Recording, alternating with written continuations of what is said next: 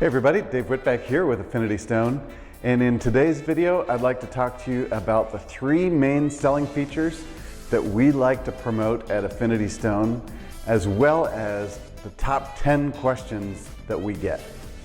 So three main things that set us apart is one, the precision install, the way our panel fits together, the way the plastic tongue and groove system works together.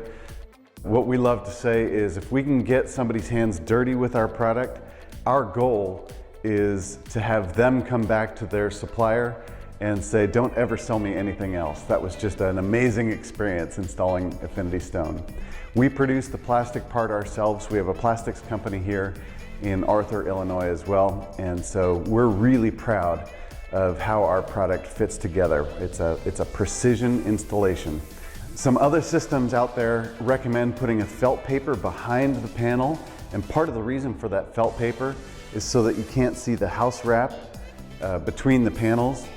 And because our panels fit together so tightly, you don't need that felt paper behind. You're not going to be able to see that white house wrap behind the panels or through the seam of the panels, if that makes sense. The second thing we're really proud of at Affinity Stone is our ability to hide the panel.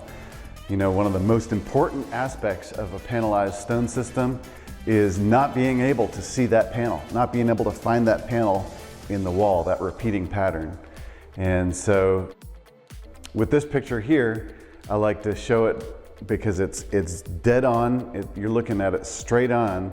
And if you were going to be able to see the panel, see the repeating geometry, you would be able to see it in this picture here.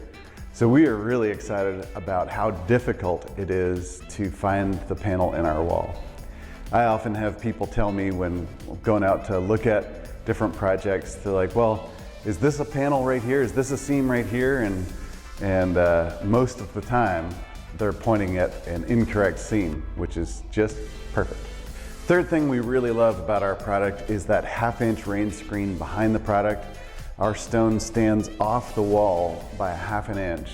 So your house is going to be able to breathe like a house is supposed to, and any water that gets through the panel is just going to be able to weep down and out. So we're not promoting, building up that mold and mildew issue that so oftentimes goes along with conventionally installed stone veneer.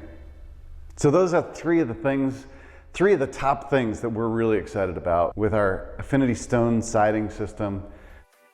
So now I'll move into the top 10 questions that we typically get from the market about our product and how our system works.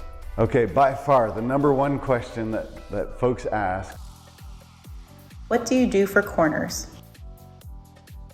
Our corner panel is the exact same geometry as our flat panel. The only difference is that on the outside edges of the panel, it's got a finished edge, finished textured edge, and the grout lines go all the way through the panel. When you're stacking up our panels, they seam together like this. And because our panel is thicker than our competition's, it gives our corners a nice substantial look. What do you do when you have to cut off the nailing strip? So when you have to cut off the nailing strip, you still need to fasten it to the wall. And so we do this through a technique called face drilling. Now, we like to recommend is using a 3/16 masonry bit, and then you want to have a screw that's long enough to go through the panel and into the sheathing behind the stone siding. What we like to recommend is looking for a grout line where the stone on top of it has texture that's protruding out further than the grout line, and then you want to tuck that screw up underneath that heavy texture. What we find is that with a well-placed screw, most times you don't even need to cover that up with some similar colored sealant. You can if you want to, but in my humble opinion, oftentimes that sealant makes the screw more visible than just a well-placed face drill screw. How does a wainscot cap work underneath a window? So we have a wainscot cap specifically designed for this. The nailing strip, instead of being on the top, which it is in a traditional installation, we have the nailing strip on the bottom. So this wainscot cap is used anytime there's no room to screw that wainscot cap to the wall because there's a window or a countertop or something above that wainscot cap. You want to install stone up to the last course before that wainscot cap is installed and leave that course off. Then you install your wainscot cap. Then after you've got that wainscot cap fastened to the wall, then you would cut off the nailing strip to height on that last course, that panel that's going underneath the window or whatever you're going underneath, and slide it in from the side, and then you would go ahead and use that face drilling technique to secure that panel to the wall. How do you transition from stone to siding? We have a metal edge trim piece. They come in 98-inch sticks, and they are a wonderful tool for being able to transition from stone to siding or to wrap around a window or a door, or anytime you're really trying to conceal that exposed cut edge of the stone or hide the 1/2-inch RainScreen behind the stone. Can you install Affinity Stone below grade? No, you can't. This is a lightweight concrete similar to all the other manufacturer's stone out there in the market. And like any other manufacturer's stone, you do not want to have that stone go below grade. So what we recommend is outside, above gardens or grass or anything like that, you want to be up at least 4 inches above grade. And then over a concrete driveway or patio or deck or anything like that, you just need to be up further than that substrate is going to move. So if there's frost heaves or frost movement in the spring and that touches the bottom of the stone, that stone is not going to keep that patio down. It's just going to transfer all of that pressure up through the stone, and you'll have a crack going all the way up.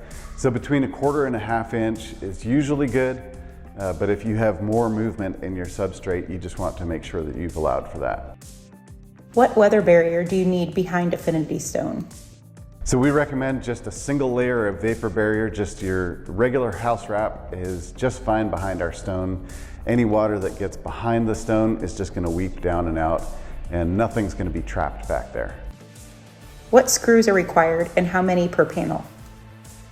So we recommend a number 10 screw. It's 1 5/8 inches, and you want to look for a screw that's got the threads going as far up the shank as possible so that you're really biting into that sheathing as much as you can. You need 2 screws per panel, and one of those screws needs to be into a framing member. How do you figure square footage for flats and corners? Okay, this is a great question. We actually have a calculator on our website that will walk you through how many flats to order, how many corners to order for your particular project. This is a very basic calculator, and it calculates at 0 waste. So depending on your project, you'll need to add the waste factor to whatever this calculator spits out. So the waste factor varies a little bit depending on the job. So if you're doing a job with gables that's, you're going to have a lot of cutoffs, or a fireplace that's, maybe narrower and you're cutting a lot of those panels going up the project, you're going to have a waste factor of 12 to maybe 15%. If you're doing a very basic installation like 2 inside corners and just a big wide wall that you don't have a whole lot of cuts, you'll be at certainly less than 10%, depending on the job, even down to 5% waste. So you just need to kind of know, and if a contractor has more building experience, if you're anything like me doing crown molding, I need to buy 3 times the crown molding I need before I put that trim up, because I cut it 3 times and it's still too short. But depending on contractor experience, that'll affect the waste factor as well. So let's just take a scenario. If you go to our website and you go to many of the pages, you'll be able to find a button on there that says, how much stone do I need? So click on that and you'll find our calculator page. And let's just run through a scenario here. So how many square feet of flats do you need? Let's say you need 300 square feet of flats. So we'll punch in 300 feet of flats and 0 corners and calculate. And because our stone comes 10 square feet per box, you'll need 30 boxes of flats and 0 boxes of corners, obviously. Now let's take this back a little bit and let's pretend that on this particular job, you have 300 square feet of flats, but you have 2 outside corners that are 8 lineal feet each. So you'll have 16 lineal feet of corners. So we'll punch that in here, and then we'll go ahead and calculate that. And you see that takes the square footage out of the flats that the corners are actually consuming on the wall. So I hope that makes sense. If any of this is clear as mud, don't hesitate to reach out to us at sales@affinitystone.com. We'll be glad to help. But that's kind of how our calculator works. Do you need to seal between the panels? No sealant is needed behind our panels. Any water that gets through the panels in a driving rain that gets behind is just going to weep down and out. Again, with that 1/2 inch RainScreen, we're not trapping any moisture back there, so there's no reason to seal between the panels. How do you do inside corners? So let's just look at a scenario here. In this particular project, all of the panels on the right side here terminate into the wall, and all the panels over here on the left side are terminating into the panels on the right side. Okay? And what the installer did in this particular project was he had a 4-inch grinder, and with just a little scribing to the texture of the stone on the right wall, it gets those panels really nice and tight, and a little extra effort here makes a really beautiful installation for inside corners. So there you have it. There's our top 10 questions that we get from the field, and the 3 main things that we're excited about when we're selling our Affinity Stone. I hope you find that useful, and again, if you have any questions, please don't hesitate to reach out. Be more than happy to talk to you and get to meet you and find out more about your project. All right, we'll talk to you soon.